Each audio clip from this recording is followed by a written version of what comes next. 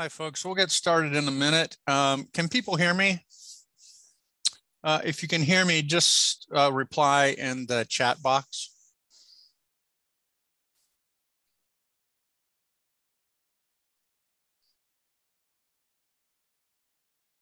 Can folks?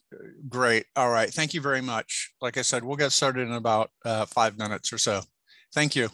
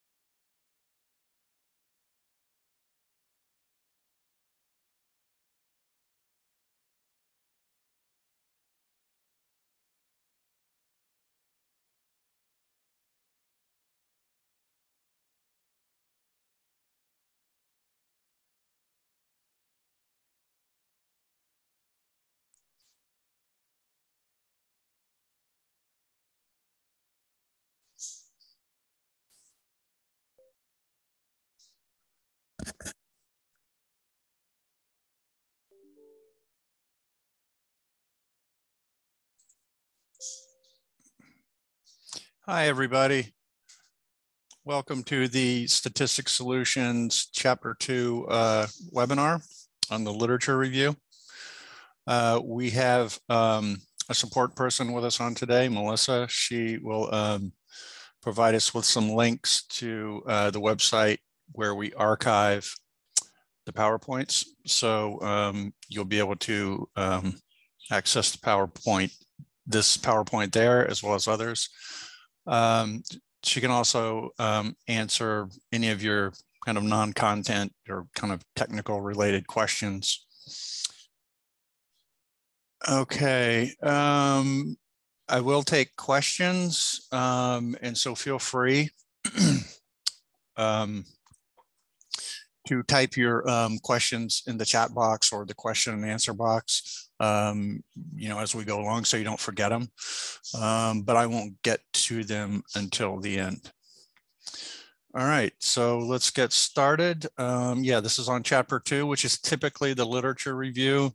This is based on the pretty standard 5-chapter model of the dissertation, where Chapter 1 is your introduction, Chapter 2 is the literature review, Chapter 3 is the methods, Chapter 4 is the results, and Chapter 5 is the discussion.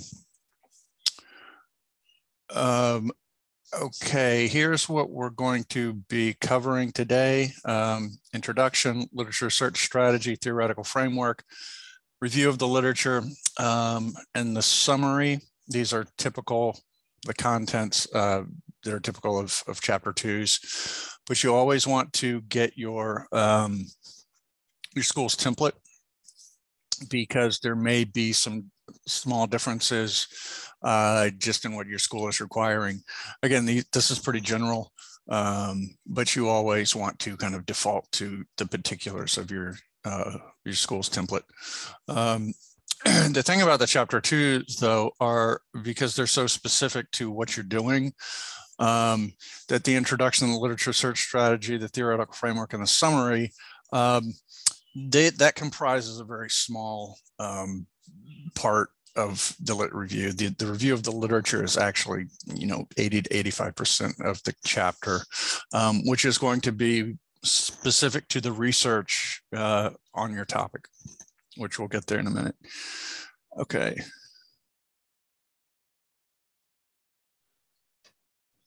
So the introduction. All right. Again, look at your template, but typically you want to reorient your reader, right? Restate the purpose of your study. Remind the reader of the importance of the study or the need for your study, or the research problem. And then at the end of the introduction, you may want to preview the contents of the chapter, what's going to come in the chapter. So pretty cut and dried introduction, not long, maybe a page. A solid paragraph maybe. Then you move pretty quickly into your literature search strategy. And after I get done talking generally, we're going to shift over to, I'm going to show you a little bit about some of the general ins and outs about doing the search. So this is a section where you, again, it's not long, but it's you describe how you search for material for your literature review. So your readers want to know, so your reader, your professors can assess, whether you conducted a search that, casted a net where you could say that you've kind of comprehensively covered the research, right? So, the lit review is kind of a snapshot of, it's kind of like the state of the art, of the state of the research on your topic at the time. And it also kind of helps make a case for your research problem, for why you're studying what you're studying.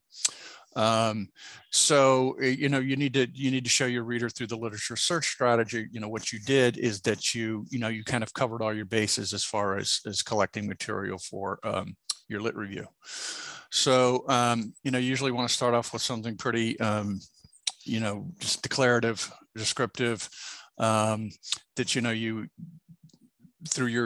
through your university library's online portal. You conduct a comprehensive search for research on your topic. You want to list any databases that you used, any search tools that you used, something like Google Scholar, Academic Search Complete, Academic Search Premier. These are all search tools that you can search, that search multiple databases. If there's any specific databases that you searched, like in education, for example, ERIC, E-R-I-C is a big database. Any kind of specialized database that you searched for your area, whether it's education, business, nursing, you want to list that. If you searched any specialized journals, you want to include those. And you need to include the key terms that you used to search for material. And these are not a surprise. They should be representative of your variables, your factors, the things that you're studying, any major concepts. And so list the key terms, any combinations and key phrases that you use to search for material. And this next part is important. The last part is include any way that you filtered or qualified your search. So in other words, did you restrict your search to only articles that were published in English? Maybe any articles that were just full text. But the last two are real important here: date of publication and peer reviewed. The peer-reviewed article is the gold standard for the lit review. I mean, that's what you should be reviewing primarily. Now, you can use books. I would use them sparingly. You can use information from websites like government sites, but I would use those for statistics, things like that. And so, in other words, you're not reviewing material from the websites. You're just using them for informational purposes. So what you're actually reviewing are academic articles, and it's important that they be peer reviewed. Usually just clicking on the button that says only return peer reviewed articles to me will ensure that what you get is peer reviewed. You can also double check it. Sometimes the entries like the abstract or the bibliographic information will tell you if the journal is peer reviewed. There's also a database, it's called Ulrichs. It's a resource. That will tell you if you really need to go specifically and see if a journal that your article came from is a peer-reviewed journal. You can use that resource. But usually, like I said, just clicking that button that says only give you peer-reviewed research should usually cover it. So now we're going to kind of take a little, not a detour really, but go a little bit further into the search here. Let me see if I can pull it up. Here it is. And this is just generally to show you some of the things I'm talking about as far as doing a literature search using your library. This is just going to be general. I'm not a reference librarian. And by the way, they are incredible resources. Use your reference librarians if you need to. That's part of their responsibilities is to help folks. But so at your university website, wherever you're going to school, there should be a link to the university library. Go to that. So get to the web page, the page of your library. Log in, whatever you need to do. They're all going to look a little bit different, so keep that in mind. But usually you'll have a general search bar, right, which is what we're looking at now. Like, so if what you're looking at, or you just want to kind of do a big search in general, you can use this. So let's say we're doing emotional intelligence and transformational leadership. You can start here, but it's going to be very general. It's going to give you a lot of hits, right? So what I usually do, look, 6,000 results over. You go to advanced search, right? So if you go to advanced search, you can start qualifying things, right? So it has an option for fields, like do you want to search just titles? Like it'll just search for keywords and titles. Do you want to search for just authors? Do you want to search for subjects? Or you can just leave it open for any field. So in this case, we would emotional intelligence, and here's your other term you want to use, and you can add as many lines as you need to. Material type, it gives you, this is ways you can restrict what you get, right? You don't need everything. You don't need books. You don't want film, audio. You just want articles. Language, we're dealing with English, so you can further kind of funnel things down that way. Here's your dates, month, year. I usually don't have to deal with month, but year. Let's see. Again, this is where you have to look at your template. Some schools want the material that you review to be recent by like 5 years. Some schools will extend it to 10 years. Some schools don't care. That means they open it up. You can have older sources. It doesn't matter. But I would say mostly schools do have some kind of time restriction, and usually it's like 5 to 7 years for the articles they want in the lit review. Okay, so to do that, let's say we're going back 5 years. You don't want anything to be returned to you that's published before 2016. So that, and the ending date would be 2021 this year. So now everything you get back on your topic is going to be within that window. If you need to add another line, well, let's see, let's just go ahead and search this first. It's still going to give me back quite a few, over 2,000 hits. If you wanted to kind of tailor it even further, it's emotional intelligence and transformational leadership, but you're doing you're doing an education study. You can add that, and that will kind of further funnel the information.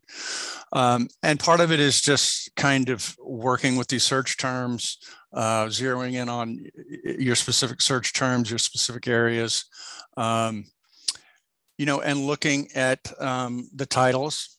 You can kind of start to make determinations about what might work for your study or your lit review based on the titles. Obviously, too, you can click on it and it'll give you an abstract. You can read the abstract to see if it's something that it may work for you for your lit review, right? Gives you the journals. And again, the interfaces of the different libraries are going to look a little different, but they usually have similar features. If you want to look at the actual article, of course, you can click on it.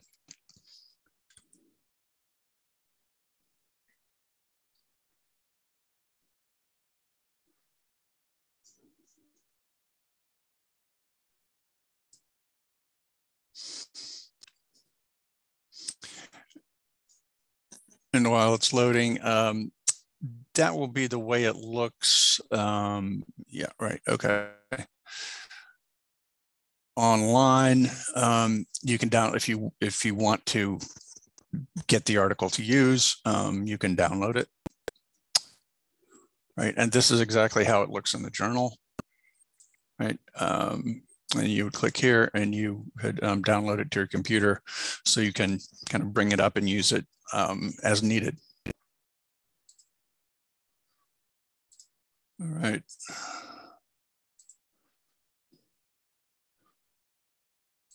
Let's see if there's anything else here. Again, this is just a quick general kind of introduction to searching. Here's, if you look up here, if you wanted to search specific databases, well, I mentioned ERIC before, which is a big database in education. Here it is, right? So you can search. You can search ERIC specifically. Okay.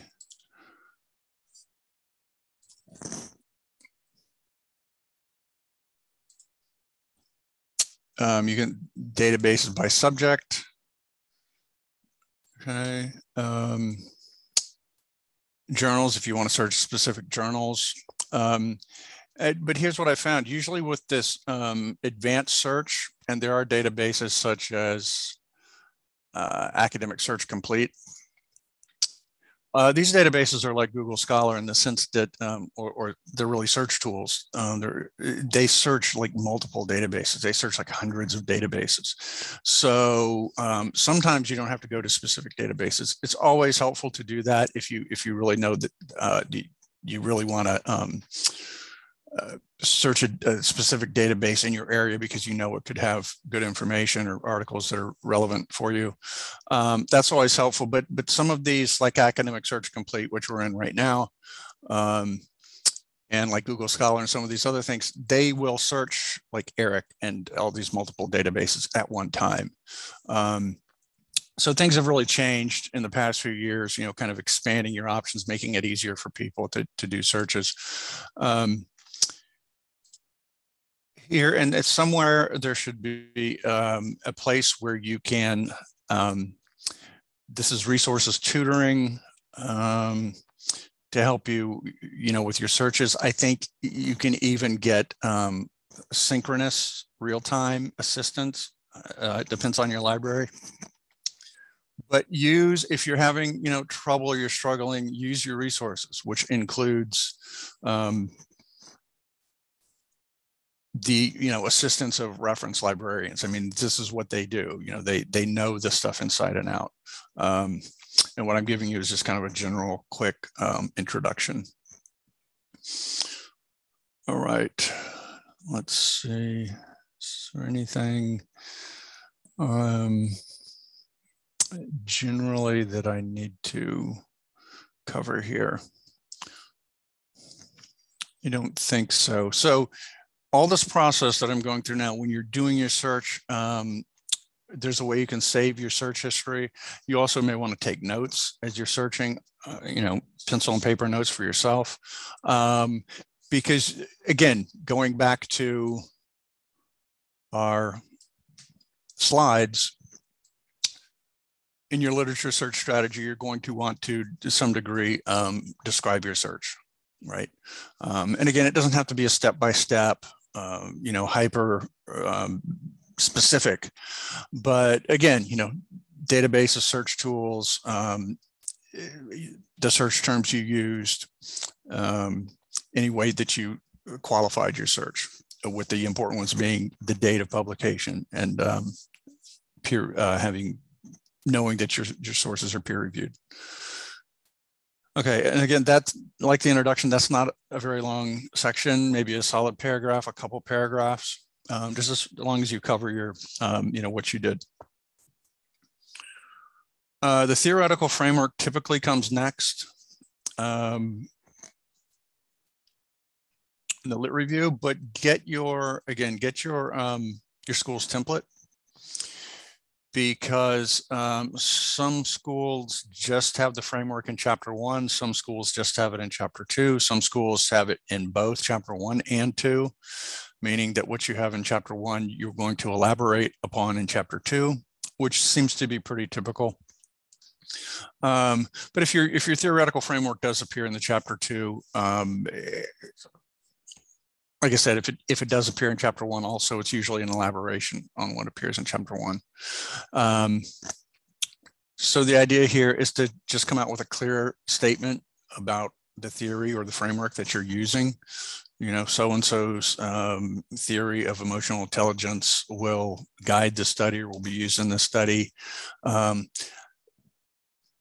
Define the theory, along with any associated components of the theory that you may be using. Provide a solid definition. Provide a solid definition for the components. Talk a little bit about who developed the theory and why, In other words, to explain what. That's what theories do. Theories explain things. So what did this person develop the theory to explain? Discuss maybe how researchers have used the theory, what they've used the theory for.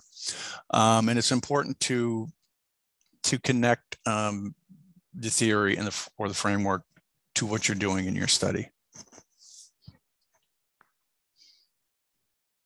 Again, if your theoretical framework appears in chapter 1, so this shouldn't be, this should be just a little more elaboration on what you provided in the chapter 1. The next section, review of the literature. And again, this is probably, 80–85% of the chapter 2. How long does it need to be? How long does the chapter 2 need to be? There's no clear answer to that. And I hate to say that, but I will say this, that I've seen lit reviews that are 10 pages long. I've seen lit reviews that are 80 pages long. But it seems that the sweet spot is anywhere from 20 to 30 pages, probably 25 to 30 pages being, right in the middle. So that's something to shoot for if you don't have any guidance as far as length.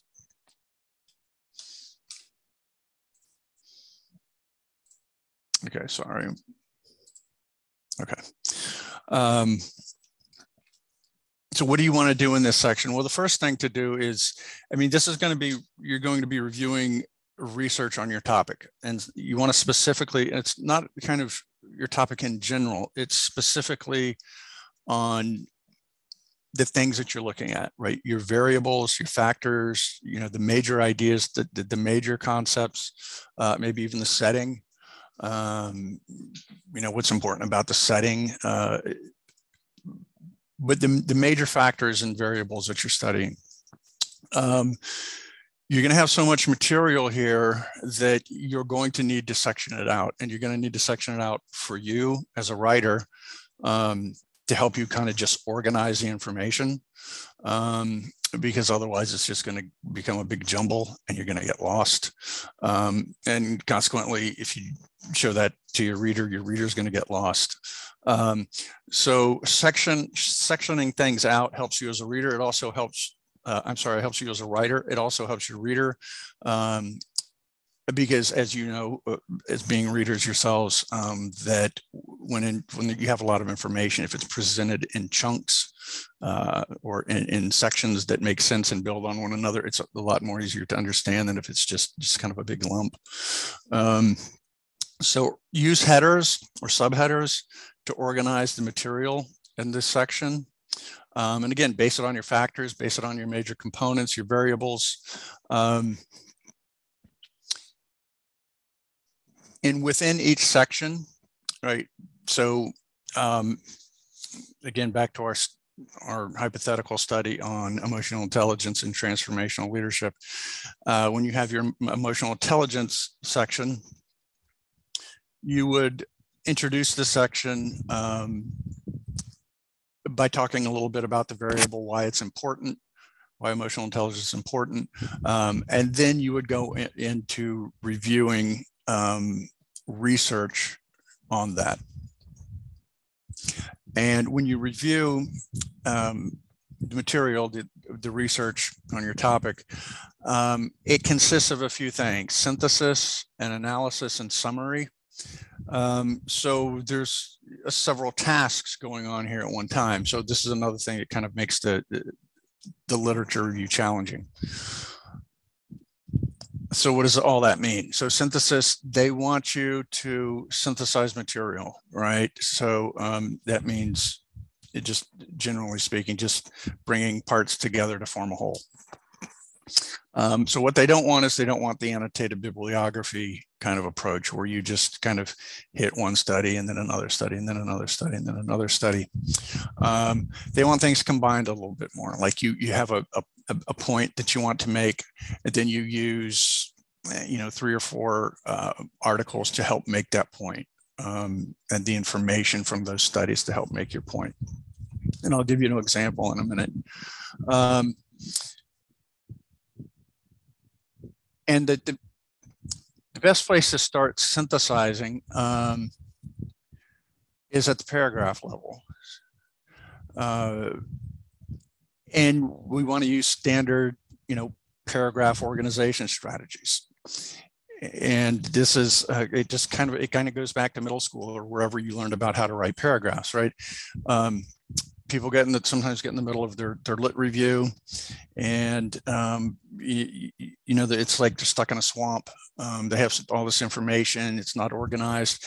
I mean, remember, just to kind of go back to the level of each section, and within each section, each paragraph, right? And paragraphs have a really typical kind of organizational structure, which includes a topic sentence, evidence that illustrates or supports that topic sentence, and some kind of summary sentence, right? This is similar to sometimes chairs will ask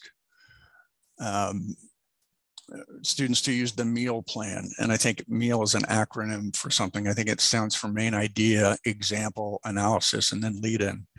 But in other words, it's just a way to organize your paragraphs. But people come to me and they say, my chair wants me to use the MEAL plan. What is the MEAL plan? Oh my gosh, what do I do? The MEAL. And it's like, don't panic. It just means organize your, an organizational strategy at the level of the paragraph. Okay, so what does that look like? So I'm not going to, whoops, sorry. I'm not going to read the whole thing to you, but you can see I have my topic sentence there, which is in yellow, the evidence for that, which is in green, and the summary, which is in teal. And I just want to draw your attention to a couple of things. So if you see the topic sentence, research has mostly shown that health literacy is an important factor in diabetic self-control and positive outcomes.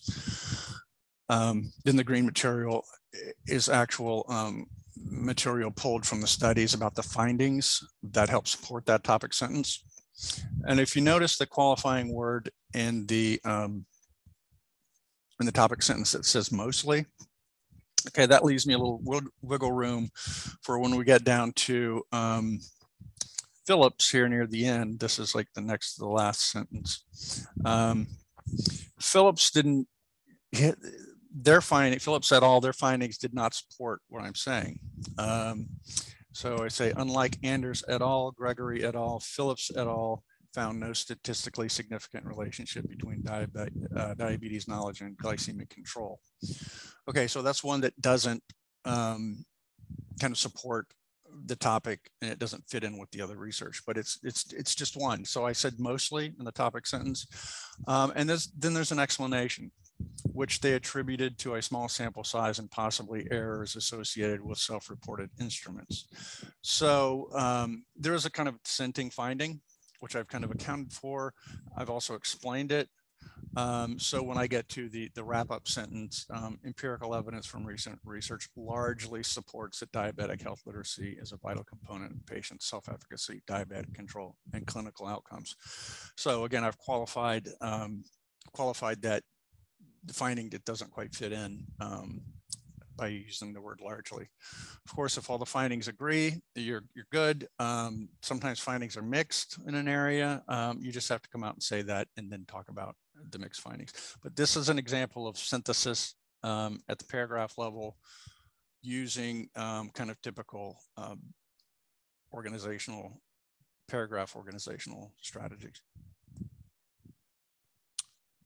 Okay, analysis. So the lit review should be a little bit of summary. It should be synthesis like we just talked about, and it should include some analysis or evaluation. So in other words, you're also making judgments here and there where you can about the quality of the studies, or at least seeing if they have weaknesses, like the one we just mentioned. The findings didn't support the other ones, but whoops. But it was, they had, limitations of their studies that may have accounted for that. So analysis involves that, note trends in the research, also any kind of gaps in the research, which may align with the gap that you're seeking to address. reiterate the research problem and the need for your study where appropriate. Like where you can, always keep that in the back of your mind when you write your lit review, that it's not only kind of a snapshot of current research on the topic,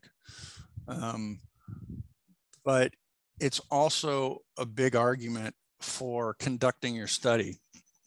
So in other words, it's a big argument to support your research problem. So what it shows overall is like, look, here's all this research that's been done. Here's the things researchers are focused on, but they haven't quite focused on what it is I'm doing, hence the need for your study. So anytime that you can kind of reiterate your research problem or the need for your study, or that researchers have focused on a certain area, but they haven't focused on the one you're focusing on, it's always good to kind of to put those in there where you can, just as kind of reminders, and to kind of keep that in the back of your mind as you're writing your lit review, that it's an argument for conducting your study based on what is in and what's not in the literature. So analysis, it involves noting shortcomings or gaps of the studies or weaknesses. And again, the whole lit review culminates in an argument for conducting your study. All right, we're at the summary.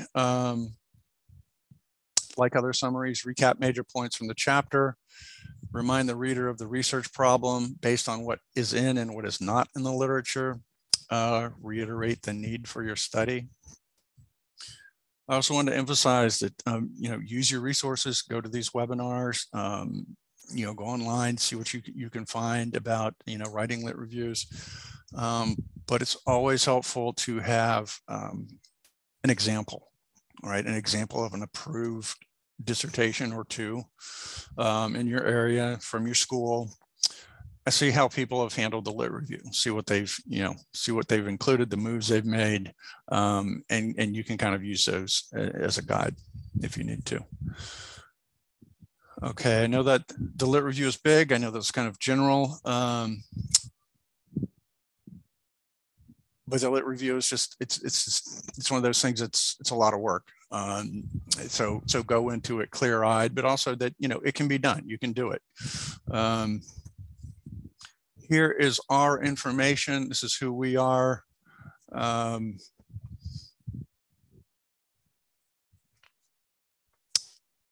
This is information about how you can contact us, our phone number. So if you want to, make an appointment for a consultation, great. We could explain to you what we do, who we are, and you can make a determination if, what we offer is a good fit for you and something you'd be interested in. Okay, I'm going to leave that up. Let me see. Yeah, I'll leave that up. Sorry, just a minute here. I want that to go away. Okay, I'll take your questions now. I got one here, I see. But any questions, go ahead and type them in the chat box or the question and answer box. When would you suggest starting the lit review? Is it ever too early to begin? That's a great question. And it's not too early. And here's the thing, if you're starting on your chapter 1, you're probably already getting research that can be used for your chapter 2. So keep that in mind. That just because you're working on the 1 and you have some, you've pulled some research to help you define the research problem, to help, there's a background section in chapter 1 where you have to kind of, in broad strokes, kind of review what the problem is and kind of review some of the research on the topic. You're already starting your research, right? So, from the very beginning, almost, you're starting to collect research. So yeah, keep that in mind, that this is research that you should, hang on to, put aside, whatever, after you use it for your chapter 1, that could be used for your chapter 2. So yeah, so while you're not kind of technically started on your chapter 2, you are kind of pulling research that can be used for your chapter 2. I don't know if that answers your question. But so, yeah, keep that in mind. I mean, start kind of collating and keeping track of the articles you pull and that you use early on, right? Because then when you get to chapter 2, you already have a jump on it because you already have some of that research that you can use. So yeah, good question.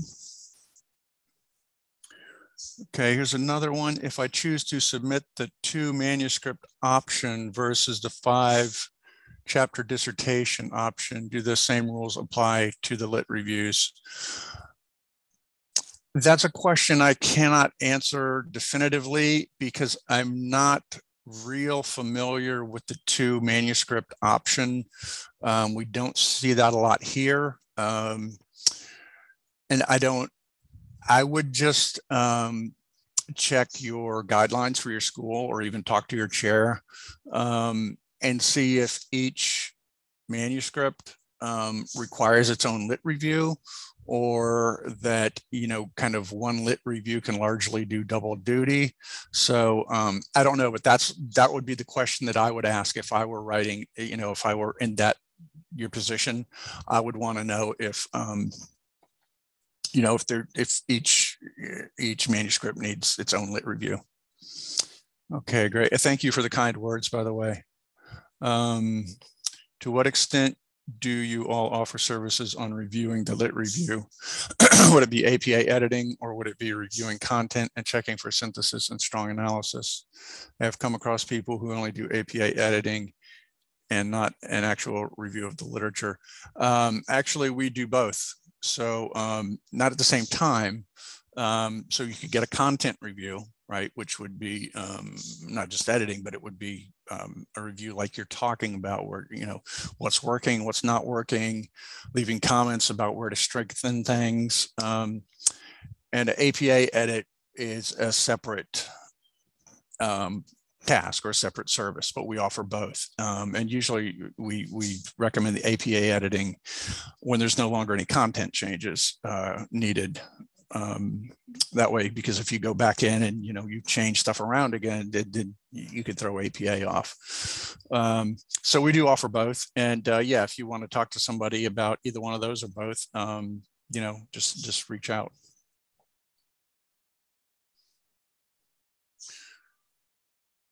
Do you charge by the page for the literature review, content review? No, we don't. And I don't know that much about it. That's not, but the person you talk to in a consultation would have the answers, more specific answers for you. Okay, great. Any other questions?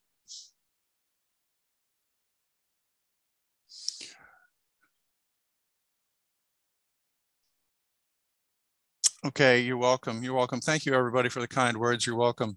Yeah, the literature review, it's a bear. I mean, it's big, it's challenging, but it can be done. People do it, people get through it. Again, use your resources. Keep in close contact with your chair. Use your reference librarians if you need to. Look at examples, and just keep swinging and getting comments back from your chair and chipping away.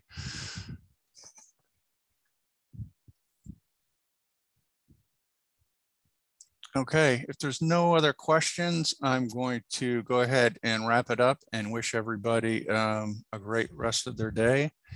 And we do offer or run webinars on different chapters, on different topics. So check our calendar. Yeah, Melissa, do you have links to PowerPoint? And right. And it's right. Thank you. And it's on our website too, there, if you want to look around. So, yep. Happy holidays to everybody. And thank you for coming. Have a great day.